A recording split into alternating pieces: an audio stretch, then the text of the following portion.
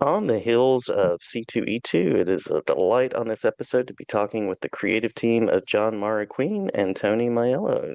Tony, John, Tony, welcome. Thank you so much for How you joining me. doing? Thank you for Thanks having for me. having us. A pleasure, a pleasure. I think we have a mutual friend in Dirk Manning. I think this is Yep. true. And we had the chance to meet in person at C2E2, so great to reconnect here in the Zoom room. Yeah, it was nice meeting you. And we were chatting before the show. We both had a fun C2E2 experience, so it Yes, was the a comics, good the weekend geeks. all around. Absolutely, absolutely.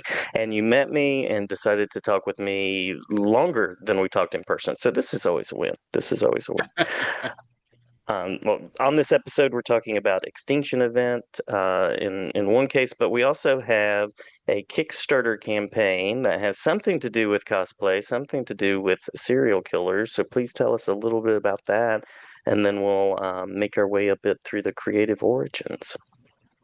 Well, our Kickstarter is for our new graphic novel called Killer Cosplay, which is essentially a slasher that takes place at a comic convention. Yes, yes. And ironic So that we met at a comics convention to talk about it. yeah. So if you're a fan of, the 80s slasher movies, horror and just comics in general, this book's a lot of fun. Nice, nice. How did the two of you meet and initially connect? We met at a drink and draw years ago, probably maybe about 15 or 16 years ago now, Tony? Oh yeah, a long time ago. Nice, nice. Great place to We meet folks and the we comic met space. we met and then after knowing each other for a while, maybe over a year, we found out that we were actually neighbors. We live literally down the alleyway from each other. Very ironic. Very nice. Yeah. So comics brought you together. What made comics the space for this story? I mean, it was a natural fit. We love making comics. That's where our passion lies. But we're huge horror movie fans, and it just we came up with this idea, and it just was a natural amalgamation of our movie love and our comic love, and we just put it together. Plus, it's a lot Uh, cheaper than writing a movie script. True. The budget is the same. Yeah. No, I know that when I saw you, I came away with this book, which is Extinction Event, and that ties into the story. So, very creative approach there. Please tell us like the relationship between this book. The Extinction Event is a comic that, in the world of Killer Cosplay, is created by the lead character, who's a comic book creator. And so, what we did when we were coming up with the concept for Killer Cosplay, and we decided we wanted uh, comic creators as the main characters. We came up with two in-universe comic books that were they were a big deal in the world of Killer Cosplay. And we liked the ideas for these comics so much that we decided to produce them as well. So, with the Kickstarter, um, as stretch goals, you'll be able to get issues 1 of Killer Cosplay and Curse of the Hangman, which is the other in-universe comic. Hmm. It's very clever, and the layers are there, right? The meta. Yeah, I mean, we want to build a whole horror universe with this book, and it's essentially going to be a universe and then the universe within the universe. So it's been a lot of work, but it's it's been a lot of fun also. So What's the collaborative process been like between the two of you? We talked briefly about how you met, but how has that sort of grown and become part of the project too? We both come up with ideas on Killer Cosplay. Basically, we both came up with a story over a weekend at a comic convention, and when we got back home, um, we fleshed out some characters. I came up with some of the designs after Tony uh, gave me some ideas, and we kick around, things that might happen in the book story wise, and Tony basically took it from there and wrote the whole script. Nice, nice. Did that kind of evolve after the writing and initial process? Were there changes that you made along the way as you've been working on it? we, you know, what I do is I outline the whole story, and then me and John go over it, and John will say, well, we should do this, or maybe we should change that, and so that that sends me down the path that we want to take the story usually. Mhm. It's the whole thing is collaborative from start to finish, really. We talk about the whole story, and we go through all the beats that we want to hit, and we're pretty much both coming up with ideas for how the characters are supposed to interact, things that are supposed to happen, and then all the kills as well. Yeah, yeah.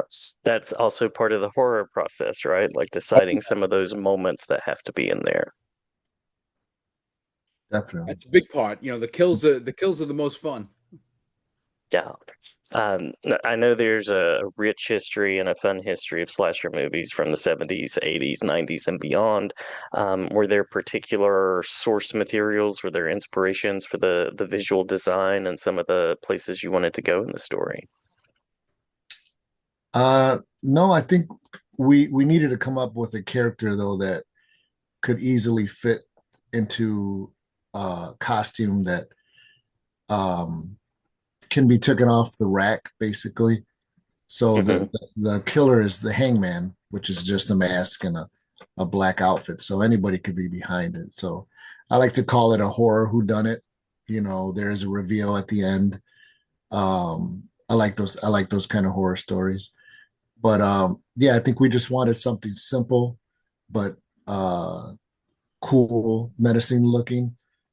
Um, and the costume will probably change throughout the rest of the books just because it is a costume that's available to the public that somebody can take off the rack. So with that, the costumes will probably change a little bit. Yeah, yeah. Where did you first find kind of horror in comics? I was thinking about this the other day, just thinking like, was it Ghost Rider for me? I know that was back there somewhere. I saw a Freddy Krueger comic at one point in the 80s, but it was years before I discovered EC comics. So just curious where that kind of started in your creative wheelhouse. For me, as a kid, I was reading Charlton horror comics in the 70s, Oh yeah. and Hmm. yeah, those were the first horror comics I picked up. And I mean, I've always my dad introduced me to horror movies when I was a little kid, and I've just been hooked on them ever since. So I remember an issue of Superman that I picked up, and I still have it. I find it within my books from time to time. I never set it aside. I should, but I actually think it was one of my first comic books I ever got. And it was when I would go visit my grandmother. She had a corner store where they would sell like five in a bag that had no cover on them. I don't know if you remember those, but Yes. it was a comic and it was beautifully drawn. But I remember there was somebody melting, their face was melting in it. and it was such a beautiful illustration, but at the same time, um, I can't remember the artist's name, but he was a famous Superman artist, and his he was kind of had the Neil Adams look, but more. Mhm. He was it was an Italian name too. You probably know Tony. You know all those artists from back then. But he really captured the human face so well that it kind of stuck in my brain, that melting face. So to tell you the truth, that was kind of my first look at horror. I thought of that as a horror comic after that. That's a great connection. Yeah. Were you thinking of Carmine Infantino? Is that the one? I think that's him. There it is. Yeah. I always forget his name, but I'll find it once in a while and I'll look through it and I remember it. Uh, but I should just put it on my wall so I can always look at it for inspiration. But yeah, it was a beautifully drawn comic book. Now that you mention it, yeah, there was Clayface back there, right? In the Batman world, there I This wasn't remember a Superman. well. This was a regular guy. He was a bald guy, and he was from an alien world, I believe. But something happened, and I remember his face was melting in it. It was just Yeah. crazy looking. But yeah, it sticks out of my mind. Around the same era, I remember a Superman book that had like this like metal kind of tentacle thing that was coming from the sewer. So now that you mention it, that also scared me at a younger age than when I found Ghost Rider. So I think it this was stuff mostly goes way back, right? yeah, I think it was mostly the art in it. The art was so beautiful and realistic looking that it kind of struck a nerve, you know. Yeah. Yeah. And horror has to do that. It has to there's an aesthetic to it, but there's also the part of it that hits the heart, that hits the nerve.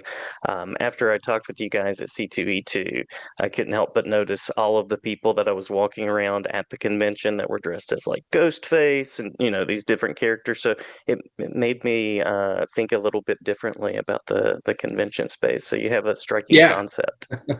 horror Somebody's has rubbing really shoulders like with you. taken over pop culture. I mean, I think it's more popular now than it's ever been. Yeah, yeah, it certainly found a resurgence with me. So it's a great place to kind of have the book out there. And what made Source Point, and then I know you're also doing Kickstarting with it. So what made those spaces kind of the direction that you wanted to take as well? Well, we're friends with Dirk. We've known him for a long time, and we know how much he truly cares about comics. Um, and we knew that if we went to Source Point for distribution as a publisher, we knew the book would be taken care of. We knew it would be Mhm. taken seriously, and everything would be done to put that book in places where it could succeed. Um, Dirk doesn't do things. Um, like I said, we're friends with Dirk, but Dirk can separate friendship from business. Mhm. And the fact that he believed in the book enough to want to publish it means that it has credibility. And I know that with Source Point's um, just pedigree, they've always handled horror very well. And I think it's going to have a home where it can grow and be successful. And I know we have a few more days in the campaign. So where are some places that people can go and find it and support and find out more about what you're creating? Um, you can go to killercosplay.com. There's a link there that'll bring you right to the Kickstarter, or you can just go to the Kickstarter and search for Killer Cosplay. If you want to just watch the video, it's up on YouTube, or you can go to Drawing Blood Comics on Facebook, and it's posted all over there. Um, we just we know that if you're a horror fan and you watch the video that we put together to promote this book, you're gonna get hooked. Um, this book is a lot of fun. I mean, we don't do things because we think they'll be successful or we think they'll make money. We do them because we love them. And me and Yeah. John are just big horror fans and big comic fans, and we love what we do. And I mean, you're going to see that passion come through in this book. We love that. We love what we made, and uh, if you just watch the video, you'll see that, and you'll see that this book's a lot of fun. And it's just the beginning. So this, by helping and pledging, getting this thing uh, going, which we're already funded, but getting to some of the stretch goals, it's just gonna uh, it's just gonna let us do more of what we want to do. And this is book one of three so far that we have in mind, besides the other books that spawn out of the universe.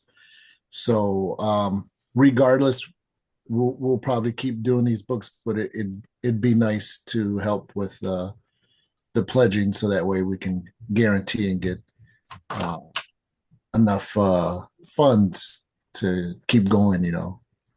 Anything we make over and above printing on this book is just going to fund the next book, which we've already outlined, and I'm in the process of writing right now. So um, this is moving forward regardless. So And this book is fully finished, so it's just ready for print.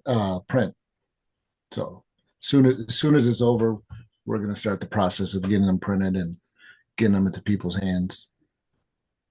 Cool, cool. And as we know, even if killers get shot in the head, they can come back in horror. So you have Exactly. some legacy to play with, some twists in the story, lots of fun to be had for sure. we Closing question. Oh, go ahead, sorry. we have things planned that have never been done in storytelling before. At least we haven't seen it. It's going to be, by the time we get to book three, you're just going to be blown away. This is going to be like nothing you've seen before. Closing question, unless we have anything that we've missed, which we can add, and that is favorite horror film or film director?